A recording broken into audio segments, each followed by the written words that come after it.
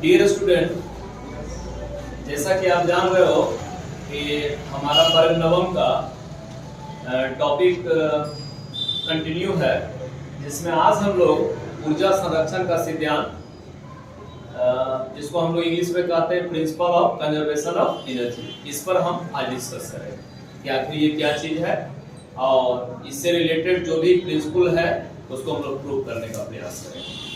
तो सबसे पहले आइए हम देखते हैं ऊर्जा संरक्षण का सिद्धांत क्या है। जैसा कि आप सभी जान रहे हैं कि ऊर्जा को ना तो हम उत्पन्न कर सकते हैं और ना ही ऊर्जा का हम विनाश कर सकते हैं, सिर्फ हम इसका रूपांतरण कर सकते हैं। कई उदाहरण मैंने इससे पूर्व भी दिया है। जैसे अगर हम देख रहे हैं आपके सामने में बल्ब जल रहा है, तो बल्ब जल रहा है तो आपके पास विद्युत ऊर्जा है और ये विद्युत ऊर्जा ट्रांसफर हो रहा है किसमें, हमारा कौन कौन सा ऊर्जा में, प्रकाशीय ऊर्जा और ऊष्मीय ऊर्जा में। इसी तरह बहुत सारे हैं। जैसे अगर हम टॉर्च का जलना, टॉर्च जलता है उसके अंदर का क्या रहता है, हमारा निप्पो बैटरी, एवरेडी कंपनी का बैटरी वगैरह रहता है, जिसमें रासायनिक ऊर्जा रहता है और वो रासायनिक ऊर्जा क्या चीज बदल जाता है, हमारा प्रकाश ऊर्जा। तो इस तरह से हम क्या करते हैं, ऊर्जा का एक रूप से दूसरे रूपों में रूपांतरण करते हैं। जैसे बांध है, अब बांध में क्या हमारा जल संचित है तो उसके पास हमारा स्थितिज ऊर्जा है, लेकिन ज्यों ही हम बांध का फाटक को खोलते हैं तो वहां से पानी ऊपर से नीचे की ओर गिरता है, तो उसके पास कौन सी ऊर्जा आ जाती है, गतिज ऊर्जा। तो ऊर्जा ट्रांसफर की प्रक्रिया है। तो इसके बारे में सबसे पहले डॉक्टर जूल ने बताया कि ऊर्जा को ना तो हम पैदा कर सकते हैं ना ही विनाश कर सकते हैं, इसका सिर्फ हम रूपांतरण कर सकते हैं। आज हम लोग देखेंगे, पढ़ेंगे गुरुत्व के अधीन। आज का जो हमारा टॉपिक है इसमें हम देखेंगे गुरुत्व यांत्रिक ऊर्जा में यांत्रिक ऊर्जा। और आप लोग जान रहे हैं कि यांत्रिक ऊर्जा क्या है, ये मैकेनिकल एनर्जी इसको इंग्लिश में कहते हैं। यह स्थितिज ऊर्जा और गतिज ऊर्जा का क्या है, समावेश है, यानी दोनों का योग है। ये जिसमें हम लोग पढ़े हैं, अगर हम गतिज ऊर्जा की बात करें तो E के बराबर हाफ mv²। अगर हम पोटेंशियल एनर्जी की बात करें तो mgh, दोनों का ऐड कर दीजिए, हमारा मिल जाएगा कौन सा ऊर्जा, यांत्रिक ऊर्जा।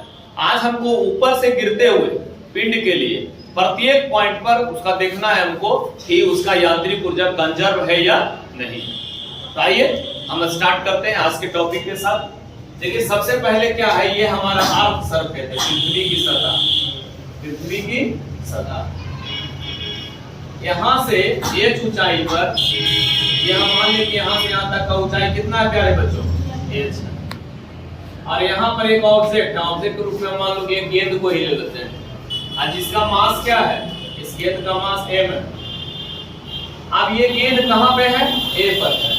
अब इसको कहाँ पर गिरा है, ये गेंद गिरते गिरते कहाँ पहुंचा, B पे, फाइनली कहाँ पहुंचा, ये C पे। यानी फर्स्ट स्टेप में ये A पे है, यहाँ से हम गिराए तो पृथ्वी का गुरुत्व बल वहां काम किया, नीचे की ओर उसको खींचना प्रारंभ किया। तो A के बाद वो B पर और B के बाद वो C पर। हम तीनों पॉइंट पर निकालेंगे आज हम यांत्रिक ऊर्जा। अब आप देखिए कि हमने बताया आपको कि जो अर्थ सरफेस है, ये हमारा जो पृथ्वी का सतह है, यहाँ से ये ऊंचाई पर ये गेंद है, कितना ऊंचाई पर है, ये ऊंचाई पर, ठीक है। अब कहाँ गया ये गिरते गिरते, B पर। तो कितना गिर गया ये देखना है कि कितना गिरा। तो मान लो ये h' गिरा, क्या गिरा, h' गिरा। तो अब ये कहाँ पे है, अब B पे है। जैसे पहले हमारा कहाँ था, A पे था वस्तु, अब कहाँ पहुंचा, B पर। तो जमीन से कितना ऊंचाई उसका बच गया जो उसको मेंटेन अभी करना है। तो ये कितना हो गया हमारा, h माइनस h', इतना दूरी पर वो अभी है B पे। और C मतलब क्या, वो जमीन को टच कर गया। जब गिरा ऊपर से गेंद तो धड़ाम से कहाँ आता है, नीचे, नीचे अर्थ के सरफेस पर स्ट्राइक कर रहा है, वो टकरा रहा है, ठीक है। अब हमको पॉइंट A पे, पॉइंट B पे और पॉइंट C पर यांत्रिक ऊर्जा निकालना है। तो इस जगह पर आप देखेंगे कि जो वस्तु ऊपर में है, स्थिर है, तो उसके पास वेलोसिटी क्या है, उस समय वेग उसके पास 0 है। तो इस समय इसके पास जो है वेग कितना है हमारा, 0। अब आएगा नीचे नीचे तो देखते होंगे कि ऊपर से जब आता है तो नीचे ज्यादा स्पीड में गिरता है। इसका मतलब ऊपर से वस्तु जब आ रही है तो गुरुत्व के प्रभाव में उसका वेग क्या होते जा रहा है, बढ़ते जा रहा है। जमीन को जब स्ट्राइक करती है तो उसका वेलोसिटी ज्यादा होता है, मैक्सिमम। इज इट क्लियर, स्पष्ट है? तो इसको आप देखिए, अब हम सबसे पहले पॉइंट ए पर यांत्रिक ऊर्जा फाइंड करेंगे, फिर पॉइंट बी पर फाइंड करेंगे, फिर पॉइंट सी पर करेंगे। चलिए स्टार्ट करते हैं हम लोग, देखते हैं पॉइंट ए पर तो वस्तु की स्थितिज ऊर्जा क्या है? वस्तु की स्थितिज ऊर्जा क्या नोटेशन था इसका? सिंबॉलिक रिप्रेजेंटेशन हम ईपी से दिखाते थे इसको, नहीं? पोटेंशियल एनर्जी कितना होता है? mg h। यहां से यहां तक का देखिए हाइट कितना है? h, ठीक है। अब वस्तु की गतिज ऊर्जा कितना हो गई?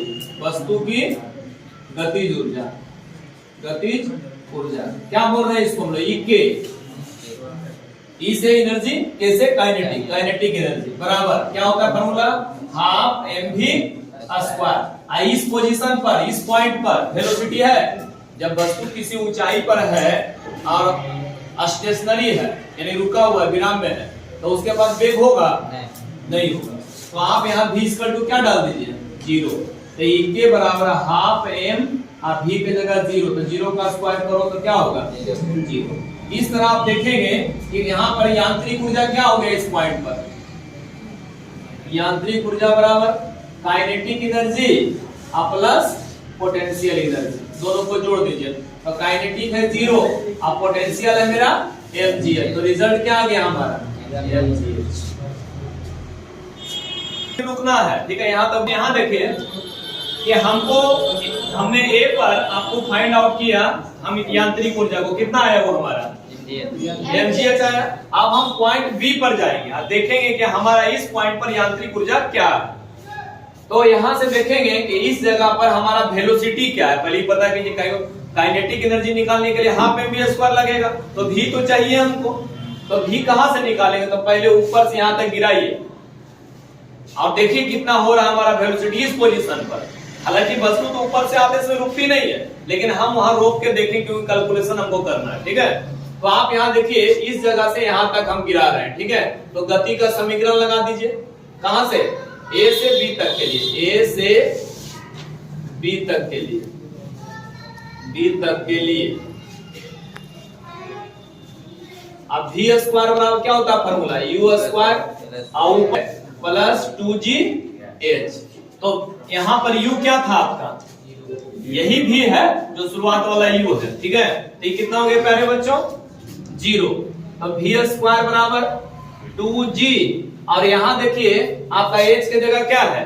h डैश है, तो हमारा h की जगह क्या कर दीजिए? जब h डैश कर दीजिए, तो 2gh डैश। तो v स्क्वायर बराबर 2gh डैश हमारा है, जो कि हम खोज रहे थे यहाँ पे v का वैल्यू। तो v निकालना चाहिए तो उठन डरा जाएगा ये चीज, लेकिन हमको ये पूरा पुट अप हो जाएगा, इसलिए हमको परेशान होने की जरूरत नहीं। निकालिए अब गतिज ऊर्जा E के बराबर हाफ, इस पॉइंट पर गतिज ऊर्जा क्या होगा? Half mv square. तो हाफ और v स्क्वायर का वैल्यू डाल दीजिए 2gh डैश, 2 2 कैंसिल, तो mgh डैश। ये किसका मान आया? E के का। अब हम क्या निकालेंगे? EP बराबर पोटेंशियल एनर्जी। तब पोटेंशियल एनर्जी आप देखेंगे ऊपर से वस्तु गिर रहा है, यहाँ तक आया, तो पोटेंशियल एनर्जी निकाला। देखना है कि आप वस्तु कितना ऊंचाई है, जमीन से कितना हाइट पर आप है, तब कितना हाइट पर है। पहले था यहाँ से यहाँ तक h और ये गिर गया कितना? h dash. तो बचा हमारा कितना? h minus h dash. तो अब आ जाएगा फॉर्मूला mg और h की जगह क्या हो गया? h माइनस h डैश, ठीक है।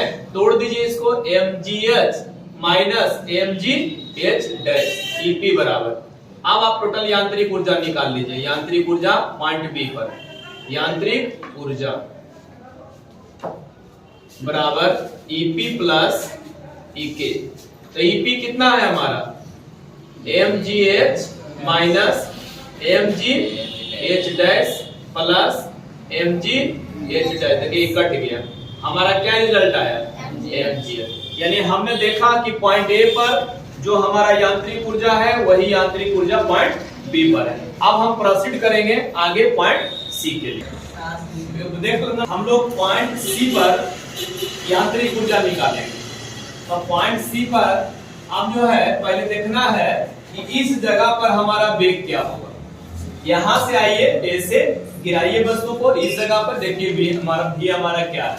तो ये फार्मूला लगा दीजिए आप, v स्क्वायर बराबर u स्क्वायर प्लस 2gh, और h हमारा h ही है, पूरा छोटा h ही है, ठीक है।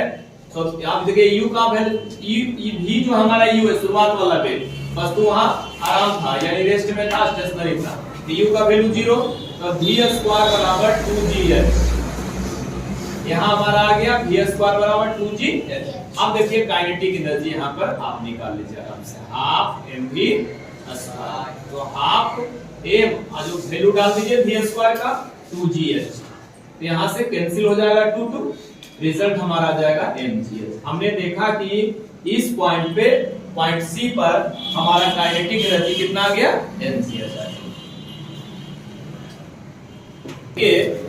अब हमारा पॉइंट C पर एक टर्म बचा हुआ है अस्थितिज ऊर्जा। तो आप देख रहे हैं इस केस में कि अस्थितिज ऊर्जा के लिए हमारा फार्मूला होता है mgh।